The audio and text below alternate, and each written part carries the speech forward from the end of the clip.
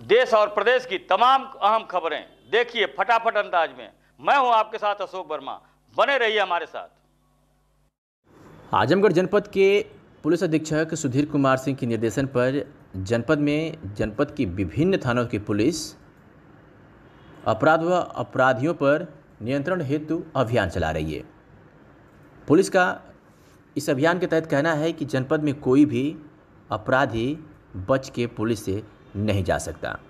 इसके तहत आज जनपद की विभिन्न थानों की पुलिस ने कार्रवाई करते हुए कई अपराधियों को गिरफ्तार कर जेल भेज दिया है, जिसमें थाना कोतवाली की पुलिस ने अवैध तमंचा व कारतूस के साथ एक वांछित अभियुक्त को जहां गिरफ्तार करने में सफलता हासिल की है, तो वही थाना जहानागंज की पुलिस ने भी चोरी के 4 वांछित अभियुक्तों को गिरफ्तार किया है। अपनी कार्रवाई में थाना गंभीरपुर पुलिस ने भी दहेज हत्या में वांछित चल रहे एक अभियुक्त को गिरफ्तार कर सलाखों के पीछे भेज दिया है। पुलिस की इस कार्रवाई से अपराध खेमे में हड़कंप मचा हुआ है।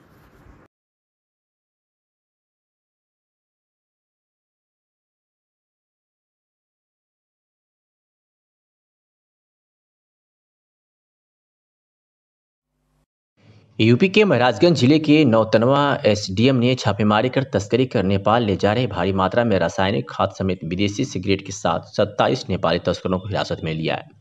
पुलिस ने बरामद किए गए तस्करी के सामानों के साथ अग्रिम कार्रवाई के लिए कस्टम को सुपुर्द कर दिया गया। तो वहीं एसडीएम ने तस्करों द्वारा जहां से खाद लाया जा रहे थे उस दुकान को भी सील कर दिया गया है। हम आपको बता दें कि तस्कर भारत नेपाल की खुली सीमा का फायदा उठाकर पगडंडी रास्तों से नेपाल में अवैध ढंग से खाद एवं अन्य सामान भेजते हैं, जिससे नौतनवा के आसपास के किसानों को खाद के लिए काफ़ी किल्लत का सामना करना पड़ता है।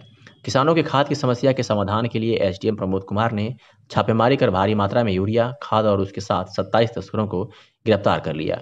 इस मामले में एसडीएम प्रमोद कुमार ने बताया कि किसानों की खाद की किल्लत को दूर करने के लिए लगातार 15 दिनों तक तस्करों पर लगाम लगानी है, ताकि किसानों को खाद के लिए किसी मुसीबत का सामना न करना पड़े। क्या कुछ कहा प्रमोद कुमार एसडीएम नौतनवा ने, आपको सुनवाते हैं। आज तड़के जो है 3 बजे के करीब हमारे द्वारा जो है यहाँ गैस एजेंसी हाईवे पर मॉडर्न एकेडमी के पास में वहाँ पे खड़ा होकर के और जांच किया गया, तो जिसमें कि भारी मात्रा में जो है नेपाली नागरिक जो है यहाँ से अवैध रूप से खाद तस्करी करते हुए पकड़े गए, जिसको जो है एसएचओ को बुला करके उनको सुपुर्द किया गया। साथ ही में 2 बैग सिगरेट के, नेपाली सिगरेट के प्राप्त हुए। 2 तस्कर थे, उनको भी जो है एसएचओ नौतनवा को जो है सुपुर्द कर दिया गया है। उसके बाद में एसएचओ नौतनवा और हम जो है जा करके जहाँ से इनके बयान पे कि हम फलाने जगह से वो करमहवा है, वहाँ कोई त्रिपाठी, सौरभ त्रिपाठी है, उनके दुकान से जो है खाद बताया कि हम यहीं से लेके आते हैं। तो दोनों आदमी जा करके उस दुकान को जो है सीज कर दिए और आगे कार्रवाई के लिए जो है जिलाधिकारी महोदय को पत्र प्रेषित कर दिया गया। कितने संख्या में से लोग गिरफ्तार हुए सर? कितने लोग? कुल संख्या उसमें 27 है। 27 में 13 जो है खाद लेकर के आ रहे थे, बाकी शेष जो है खाद लेने के लिए जा रहे थे और सभी नेपाली नागरिक थे। उनके पास सभी जितने प्रमाण थे नेपाल के। सर खाद के अलावा और भी कोई सामान था? 2 बैग जो है सिगरेट का पैकेट था। अम्बेडकर नगर जनपद में एक ही साइकिल पर सवार 3 मासूम बच्चों की अचानक कुएं में गिरने से मौत हो गई। काफी खोजबीन के बाद बच्चों का पता लगने के बाद परिजनों ने अंतिम संस्कार कर दिया। इस घटना से तीनों बच्चों के परिवार में कोहराम मच गया। मामला जैतपुर थाना क्षेत्र के पूरा बदलही गांव का है। गुरुवार देर शाम गांव के दीपांशु 9 वर्षीय, प्रांजल 12 वर्षीय तथा ननिहाल में आया हुआ गौरवपाल 8 वर्षीय मेहंदीपुर थाना जलालपुर एक साइकिल पर बैठकर कहीं जा रहे थे। इसी दौरान साइकिल असंतुलित हो गई और वे सभी सड़क के किनारे स्थित कुएं में गिर गए। जब देर शाम तक बच्चे घर नहीं पहुंचे तो परिजनों ने खोजबीन शुरू कर दिया। काफी तलाश के बाद ये तीनों मृत अवस्था में कुएं में पाए गए। परिजनों ने इनके शव को कुएं से निकालकर रात में ही अंतिम संस्कार कर दिया। इस घटना से पूरे क्षेत्र में हड़कंप मच गया। जब इस संबंध में जैतपुर थानाध्यक्ष राकेश कुमार गुप्ता से बात की गई तो उन्होंने कहा कि परिवारजनों ने अंतिम संस्कार कर दिया। पुलिस को मामले की जानकारी बाद में हुई है। प्रदेश सरकार जनता के दिलों में आस्था बनाने के लिए हर संभव कार्य शुरू कर रही है, जिसके लिए ऊर्जा मंत्री सड़कों पर उतर गए हैं और लोगों को संदेश देने के लिए पावर हाउस शो का साइकिल से औचक निरीक्षण कर रहे हैं, जो लोगों के लिए कौतूहल का विषय बना हुआ है। जो कि सरकार के प्रोटोकॉल के अनुसार मंत्रियों की भारी सुरक्षा व्यवस्था की जाती है, लेकिन ऊर्जा मंत्री ने दिखा दिया है कि वह बिना तामझाम के अकेले भी निकल सकते हैं। इससे बिजली विभाग के अधिकारियों में हड़कंप मचा हुआ है। तो तस्वीरें लखनऊ से है, लखनऊ की सड़कों से हैं, जहां ऊर्जा मंत्री श्रीकांत शर्मा साइकिल से पावर हाउसों का औचक निरीक्षण किया। आजमगढ़ जिले में 2 दिन पूर्व सरकारी जमीन में सड़क के किनारे गोबर पाथने से मना व कब्जा हटवाने गांव में पहुंचे दरोगा और सिपाहियों को ग्रामीणों ने बंधक बना लिया।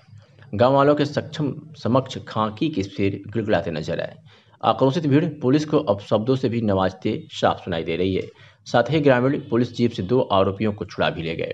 मातहतों को बंधक बनाए जाने की सूचना से हलाकान कोतवाल लाव लश्कर के साथ मौके पर पहुंचे।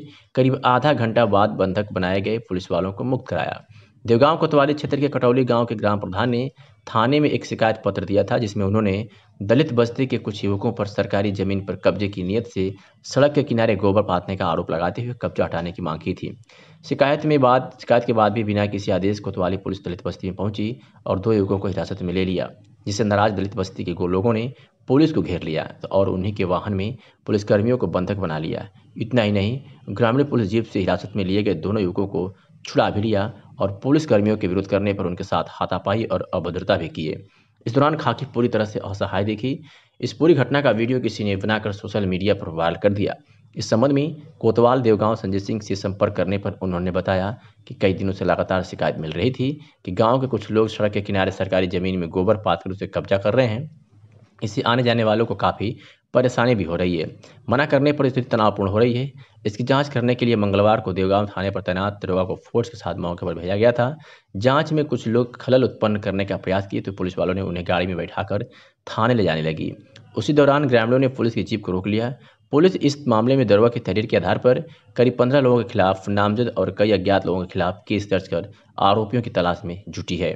उधर पुलिस के भय से ज्यादातर लोग फरार हो गए हैं। बता दें कि प्रधान चुनाव के बीच हुई इस घटना से क्षेत्र का राजनीतिक माहौल भी गर्मा गया है। तो एसपी आजमगढ़ ने बताया कि इस पूरे मामले में मुकदमा पंजीकृत कर आवश्यक कार्रवाई की जा रही है। क्या कुछ कहा एसपी आजमगढ़ ने, आपको सुनवाते हैं। चैनल पर थाना देवगांव के कटौली ग्राम की घटना चल रही है, जिसमें थानाध्यक्ष के बिना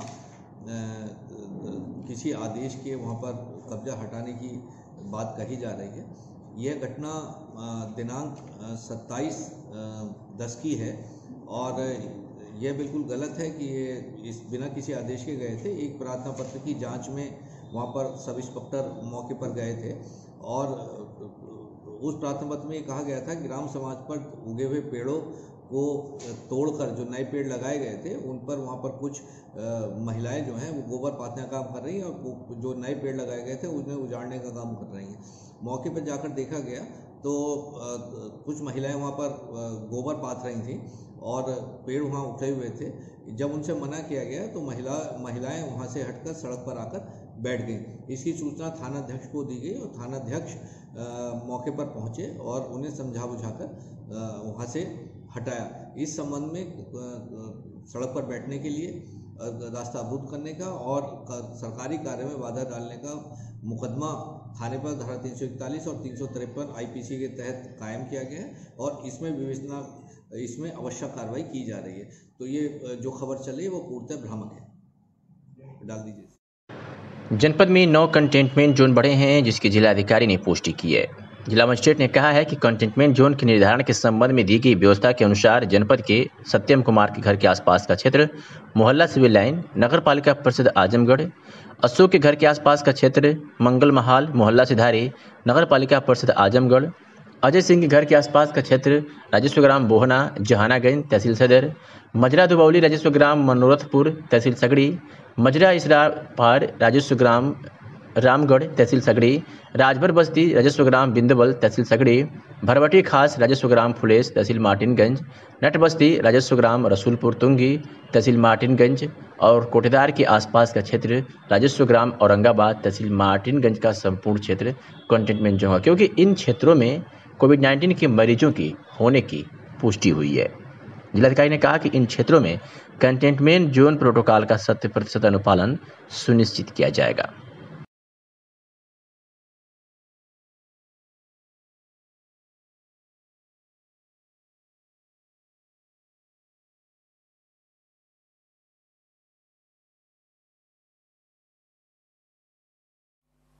आजमगढ़ के नेहरू हाल में बदलते दौर में पत्रकारिता की चुनौतियां और पत्रकारों की सुरक्षा विषय पर एक संगोष्ठी का आयोजन हुआ। संगोष्ठी में मुख्य अतिथि के रूप में पूर्व जिलाधिकारी आजमगढ़ नागेंद्र प्रसाद प्रताप सिंह, दिल्ली के वरिष्ठ पत्रकार संजय सिंह, आजमगढ़ के मंडल आयुक्त विजय विश्वास पंत, इंडिया न्यूज उत्तर प्रदेश के संपादक अरविंद चतुर्वेदी तथा युवा अधिवक्ता सुप्रीम कोर्ट प्रकाश पाठक और डीआईजी सुभाष चंद्र दुबे रहे।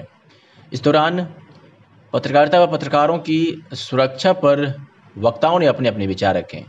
तुरंत डीआईजी और आजमगढ़ सुभाष चंद्र दुबे व पूर्व जिलाधिकारी एनपी सिंह ने क्या कुछ कहा, आपको सुनवाते हैं। इसलिए मैंने पहले भी कहा था कि हमारी जो कर्म क्षेत्र था उसका प्रारंभ और अंत इसी जनपद से हुआ है। मैं आध्यात्मिक मान्यताओं में विश्वास करता हूँ। इसके पीछे निश्चित रूप से कोई डिवाइन डिजाइन रही होगी, उस धरती से कोई मेरा पूर्व का लगाव रहा होगा, तभी ऐसा घटित हुआ। इसीलिए एक नागरिक के रूप में भी मेरा रिश्ता हमेशा सनातन बना रहेगा। और जिलाधिकारी पद से कोई हट जाता है, लेकिन एक पद ऐसा होता है जो कभी नहीं हटता, वो है पूर्व जिलाधिकारी। तो उस रूप में और व्यक्ति के रूप में लोगों के साथ एक शब्द बार बार प्रयोग करते हैं लोग, अभिभावक। आज मंच पर भी लोग प्रयोग कर रहे थे। तो मुझे वास्तव में यहाँ के युवाओं के साथ वही तादाद में लगता है जो भी वंचित समुदाय के लोग होंगे, जो कुछ मेरे सामर्थ्य होगी, मैं उनकी प्रगति में जरूर निस्वार्थ रूप से लगा रहूंगा। एक चीज मैं और स्पष्ट करना चाह रहा हूँ, जो आप पूछ ही रहे तो हल्के बोल में, जब मैं यहाँ तैनात था बहुत सारे लोग कभी कभी चर्चा करते थे कि एनपी सिंह साहब कोई चुनाव तो नहीं लड़ेंगे क्या। सर इसकी चर्चा तो मैं भी इसको बहुत ही विनम्रता पूर्वक स्पष्ट कर रहा हूँ कि मैं कोई व्यापारी नहीं हूँ कि मैं किसी की मदद करके उसके एवज में वोट मांगू। मैं एक सामान्य व्यक्ति हूँ, एक जिलाधिकारी पदासीन होने के नाते जो मुझे सेवा करने का अवसर मिला था उसको मैंने किया।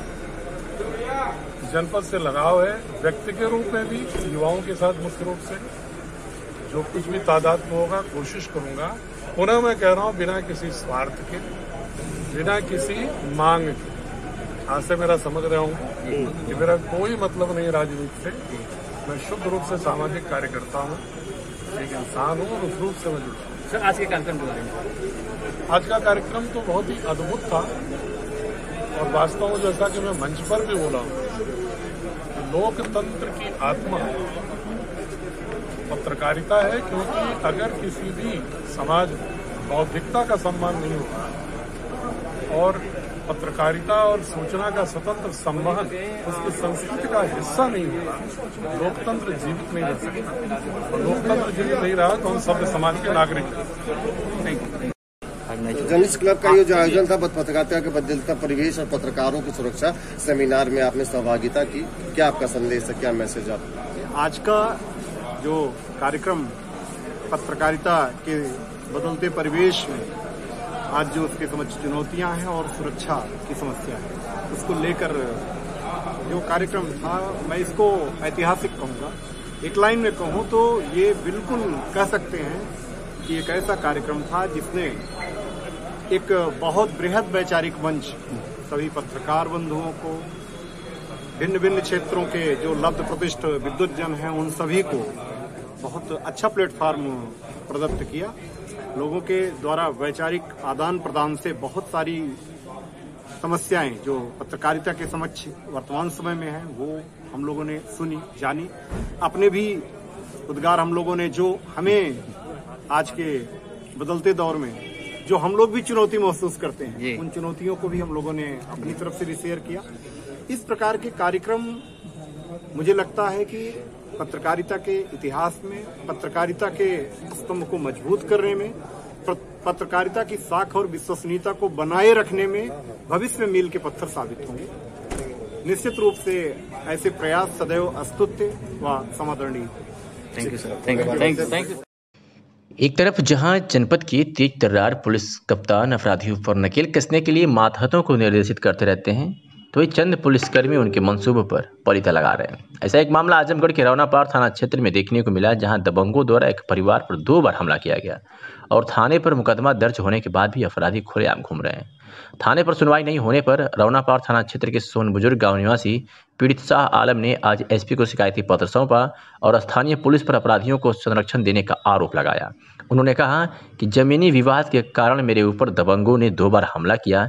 इसका मुकदमा दर्ज होने के बाद भी अपराधी खुलेआम घूम रहे हैं और पीड़ित पर मुकदमा उठाने की धमकी दे रहे हैं। उन्होंने एसपी से न्याय की गुहार लगाई है। क्या कुछ कहा पीड़ित ने, सुनवाते हैं आपको। आपका शाह आलम, कहाँ के रहने वाले हैं? सोन बुजुर्ग रौनापार थाना। क्या मामला है, आप लोग यहाँ आए?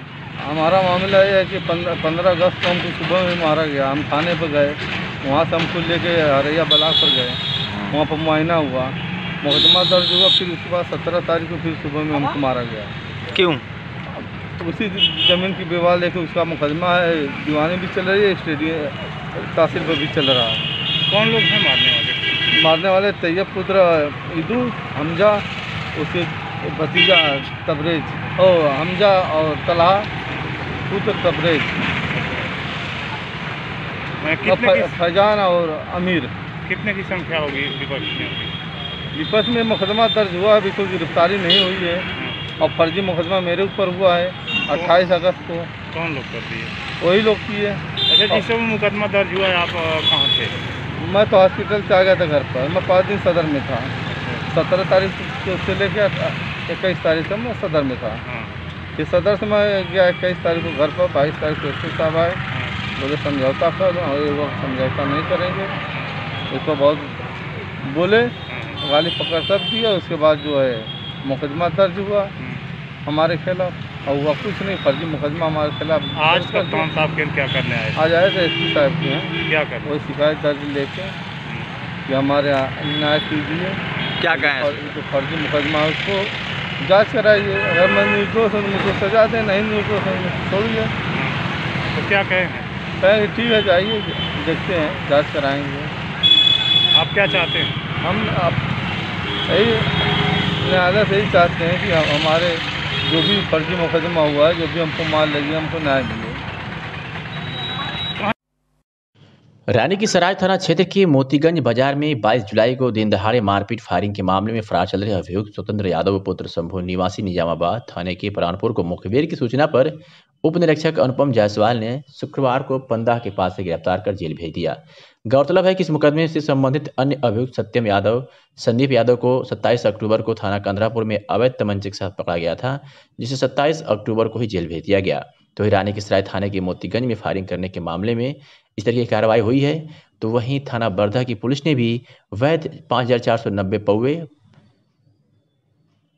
अवैध नकली शराब के साथ अभियुक्त को गिरफ्तार किया गया है।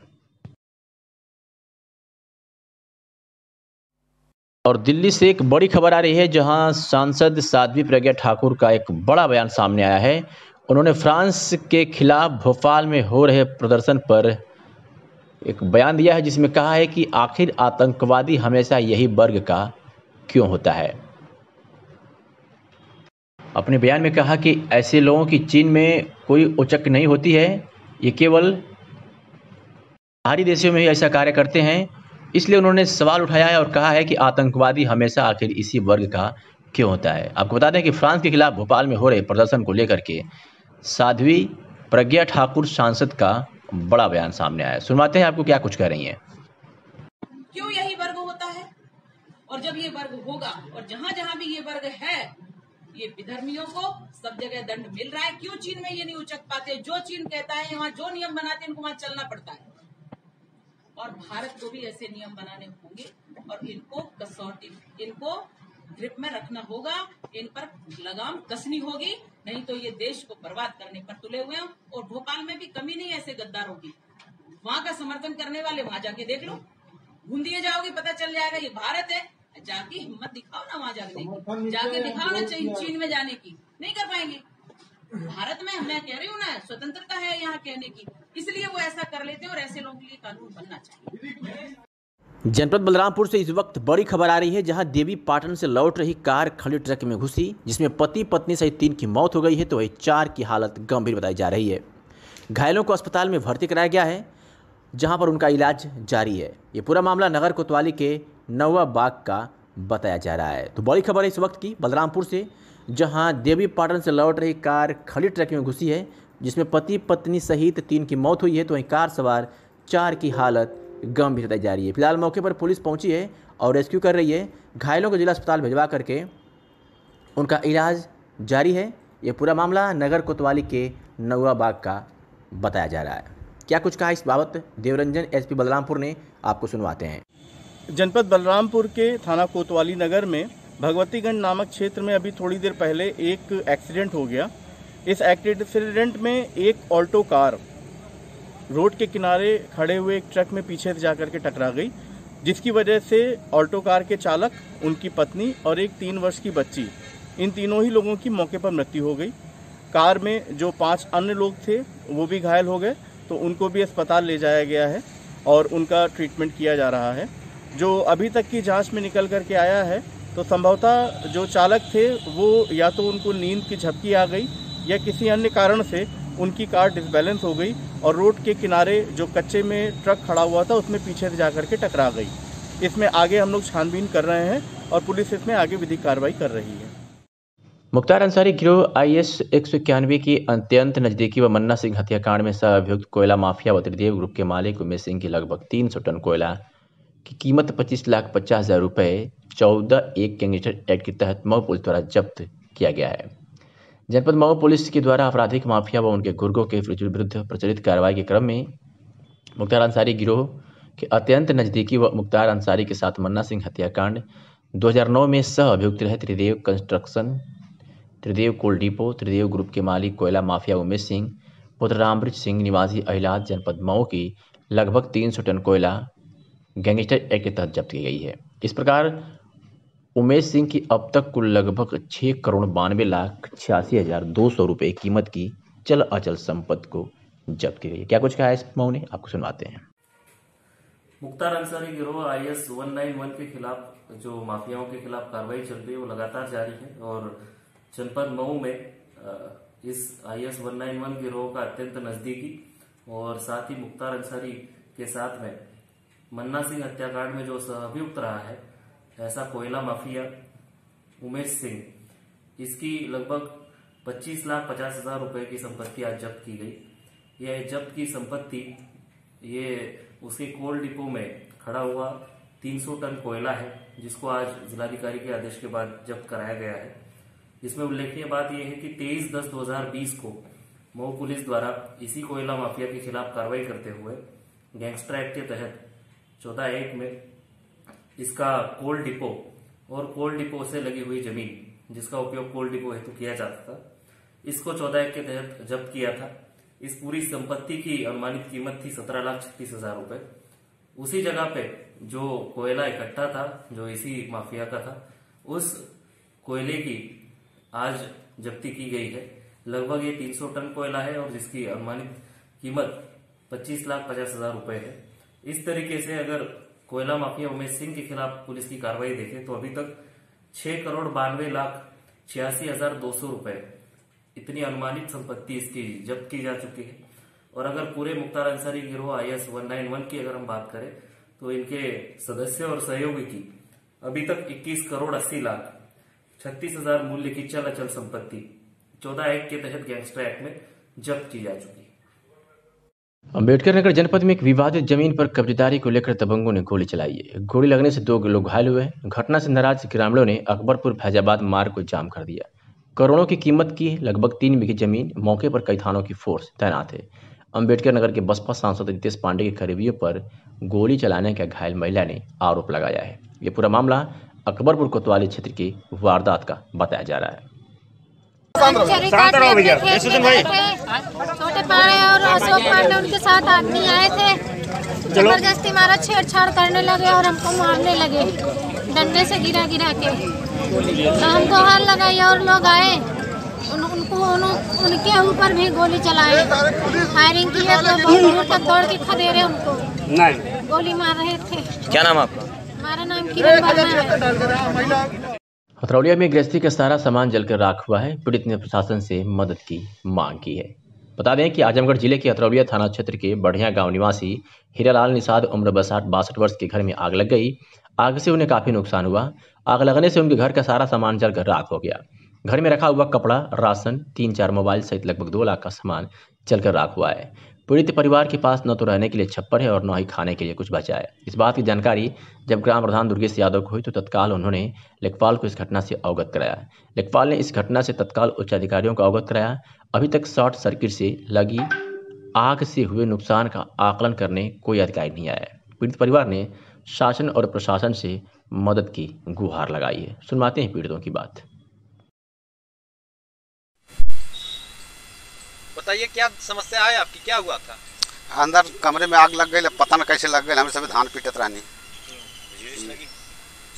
बिजली से लग गई। गाँव में बात करने से कि 60 नहीं पहुंचा। मैंने सर्वप्रथम लेखपाल को अपनी समस्या को अवगत करवाया कि शॉर्ट सर्किट से आग लगी हुई है हमारे गांव में। और उस आग को हमारी गांव सभा की महिला जो है सीमा निषाद ने बिजली विभाग को सबसे प्रथम फ़ोन किया। इसके बाद मेरे पास फ़ोन किया। मैं यहाँ पे आया और यहाँ पे आने के बाद मुझको मैंने देखा कि सब इस गरीब व्यक्ति का पूरा सब कुछ जल चुका है। कुछ नहीं बचा है, खाने पीने के लिए कोई चीज़ नहीं बचा है। उनकी 2 बेटियां मौके पाई हुई हैं, जो एक प्रेग्नेंट है, और वो अपने सर सामान जो उसके गहने भी थी सब कुछ जल गए। और अपनी तरफ से जो हमारे पास व्यवस्था होगी मैं उसको करने की कोशिश कर रहा हूँ ताकि परिवार को ये लोग भूखे ना रह सकें। इनका लगभग कितने का आकलन आपने दिया है? नुकसान लगभग कितने का हुआ होगा? अब जैसे दोनों बेटियां आई हैं, उनके गहने थे और सारी चीज़ें थी, खाने पीने की सारी समस्या थी, तो लमसम 2 लाख से कम का नुकसान नहीं हुआ है। तो मौके प्रशासन से आप क्या मांग करते हैं? शासन प्रशासन मैं यही मांग करूंगा कि शासन प्रशासन कि हमारा सहयोग करें, हम उनका सहयोग करें इनकी, ताकि इन लोगों का जो है कुछ मदद हो जाए, खाने पीने की इन लोगों की व्यवस्था हो जाए शासन से।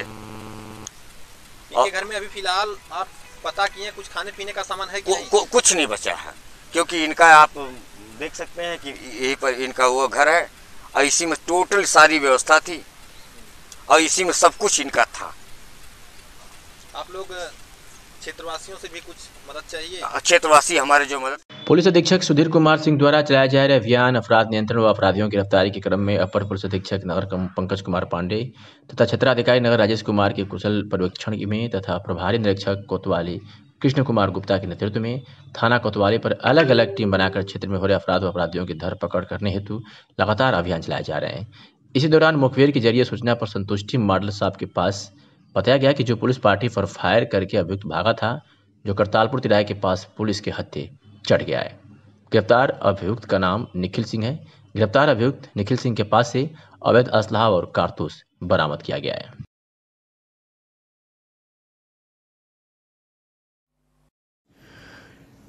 CMO doctor A K. मिश्रा ने बताया है कि शहरी क्षेत्र के अंतर्गत मंडली जिला चिकित्सालय आजमगढ़, ट्रामा सेंटर के सामने, Shiva hospital Kartalpur Azamgarh, doctor Vinay Prakash Singh ENT clinic Mukeriganj Azamgarh, Sharda polyclinic Tiwaripur Sidhari Azamgarh, Dalsingar Badarka शहरी प्राथमिक स्वास्थ्य केंद्र आजमगढ़ एवं रोडवेज मुख्य भवन प्रथम तल हाल में आजमगढ़ एवं ग्रामीण क्षेत्र के अंतर्गत समस्त सामुदायिक प्राथमिक स्वास्थ्य केंद्रों पर कोविड की जाँच के लिए निःशुल्क जाँच सेंटर बनाया गया है।